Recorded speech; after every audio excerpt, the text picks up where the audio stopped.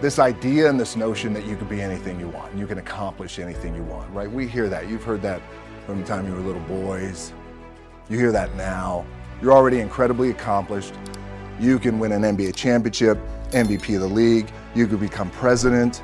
You could become governor. You could be in entertainment.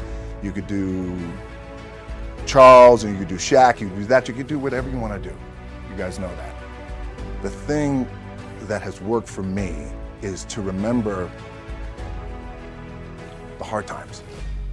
So, and I'm sure you guys all have your processes. And again, I'm going to tell you what worked for me. So before a big movie comes out, before, back in the days when I was wrestling with WWE, a WrestleMania match, anything big that would happen, I would always take a moment and I'd just remind myself, all right, I was evicted when I was 14. We were kicked off the island. We couldn't live in Hawaii. Had no place to live.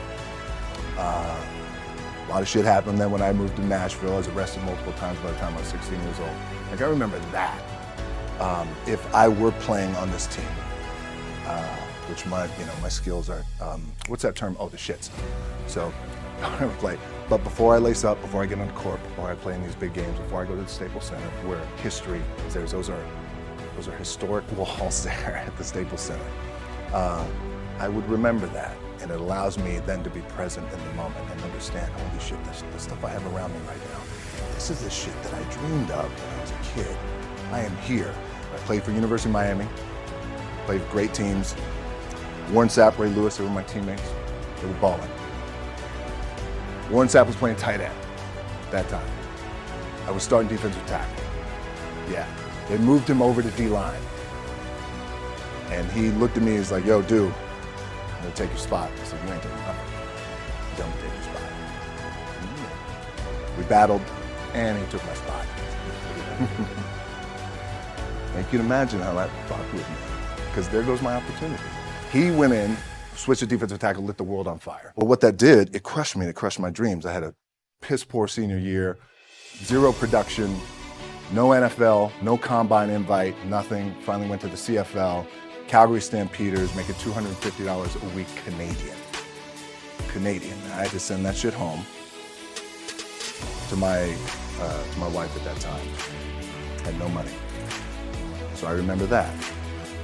I got cut from Canada. I had $7 in my pocket. And I always tell that story. So now my production company is $7, advertising agency is $7, everything is $7.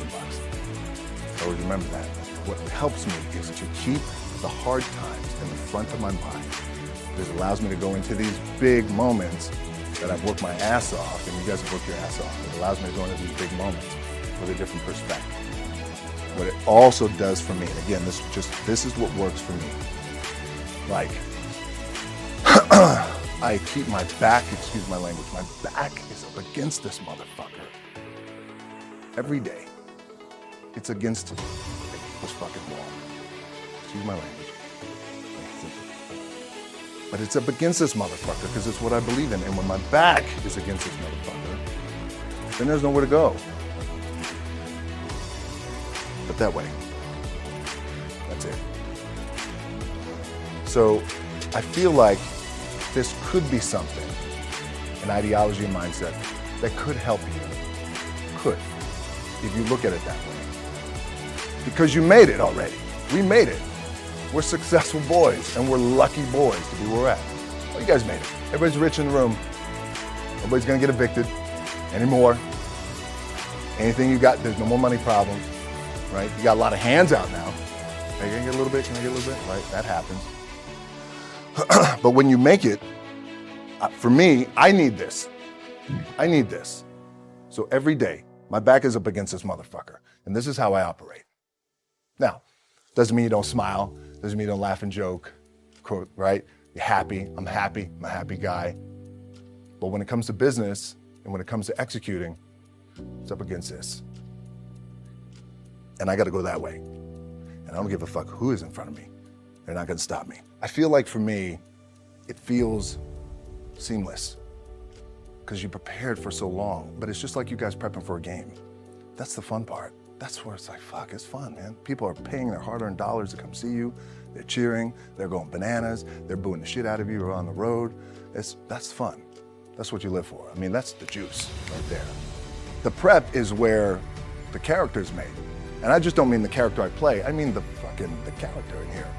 So for me, the prep is getting with the director, getting with the producers, getting with the writers, so in essence, it's like getting with all your coaches and your different position coaches and all the meetings that you have to have, right? So that's the work you put in. The key for me was, where does it start? What's the anchor? What's the anchor? So I could have all these ambitions and you guys have all these ambitions, which is great. It's important. I'll play this role, you'll play that role. I'll execute this thing and it'll come out this summer. You guys will execute this thing during the summer, right? When it's time to really put in a lot more work. But the key with me is just always finding what the anchor is. And the fucking anchor is getting up at 4 o'clock in the morning every day before anybody else and grounding my thought process is in the no one will outwork me. No one. I love and I respect you guys. Motherfuckers won't outwork me. All starts with this. 2 hands, putting it to work. The anchor for me has always been the work in terms of the weight room training. So when I first started wrestling, I was 6 years old, rolling on the mats with my dad. My old man, a lot of you guys won't know this. Yeah, Rocky Johnson. My old man was Rocky Johnson. He was the first black WWF at that time. First black WWE tag team champions with Tony Atlas back in 1983. My uncles were wild Samoans. I come from a long line of pro wrestlers. But before the wrestling part happened, I was just in the gym putting in the work. At 6 years old, rolling around on the mats. And finally when I could touch weights at 13, that's what I was doing. But the weight part for me and the gym part has always been, has to be the anchor. Look, at the end of the day, like again, it's the kind of stuff that I talked about at top is I have to hold on to my dad in his pickup truck came down 4 o'clock in the morning, picked me up in Miami from Tampa. We lived in a little shitty apartment in Tampa. He drove down in his little pickup truck to Miami to get me when I was cut from the CFL. I was driving up I-75. I don't know if you guys are from Florida, any of you guys, if you know, it's I-75 is like, especially down in Florida, Alligator Alley. I'll never forget it. It's 4 o'clock in the morning. And I thought, well, fuck. I leave home like you guys left home. I'm ready to tackle the world, to get after it, achieve my dreams and goals. Fucking crushed by 22, 23 years old. Now I gotta move back in with my mom and dad. I played on great teams though. Wait a second, this is not supposed to be my future. I'm supposed to be in the NFL right now. I'm supposed to be making a lot of coin and buying my parents shit, buying me shit, taking care of my wife, but it never happened. So I pulled out my wallet, I thought, well, let me see how much money I had. I opened it up, I had a 5, a 1, and change. I'm not fucking around, and well, at least I rounded up to $7. But I thought, God, ain't this a bitch? I got $7 in my pocket. Where the fuck do I go now? What do I do? I can't go back to CFL, because point comes where you hear that voice, big run's over. Like, you're done, right? So I heard that voice. So as Coach was saying, man, I hold on to that shit. I'm telling you, my back is up against this motherfucker. We laugh, we joke, we have a good time. Press is always fun to do. Sometimes you gotta make it fun. That's another thing. You gotta do your best to make press fun if you can. But my back is still up against this motherfucker. I do not forget it. What this also helps me do, and again, it works for me, is at some point, you gotta be fucking tired of not being number one. You have to be, and you gotta fucking play angry, and I play angry. Now, I'm cool and calm with my approach, and when I step out on my field, which is a set, or, there's some, and you're always gonna have haters, and haters are like, well, God damn, man, how many movies are you gonna make, or how much shit are you gonna do? Like, you do a lot of shit. I say, yes, it's my ambition. Of course, why not? I could do it. Yeah, I love what I do. And not only that, but in what world do we not work every day? It doesn't mean, it's just like you guys in the off season. You gotta work every fucking day. It doesn't end. My back is up against this thing, and I started to play angry, by the way, and I still play angry. My last match, Brock Lesnar, transitioned, and I realized if I had to be great at something, I wanted to be great in this world of Hollywood and movie making and producing and entertainment, I had to commit And like you guys have to commit. Obviously you commit to something, commit to the goal. So I quietly retired. 2 years later, I thought, what the fuck did I do with my career? Because my movies were not doing well. I was written off. I was like, it was around 2006, 2007. I was like, God damn. I left, I pulled a Jim Brown. I left when I was on top, like #1 in the wrestling business, and I left. It was a ballsy, gutsy, some call it stupid move, but I had to commit and I had to follow what was in my gut. And at that time, I'll share this with you guys, and Will Smith is my boy, and I sat down at that time with the agency I was with. They said, what do you want to accomplish?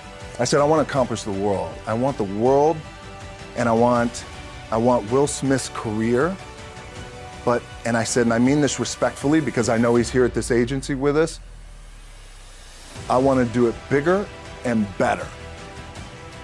And they looked at me like I had 3 fucking heads, and they were like, okay.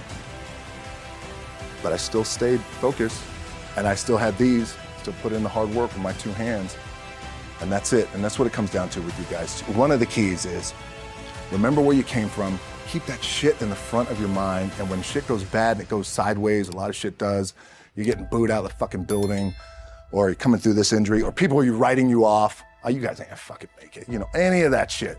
You gotta keep it in here. And it really it should drive you.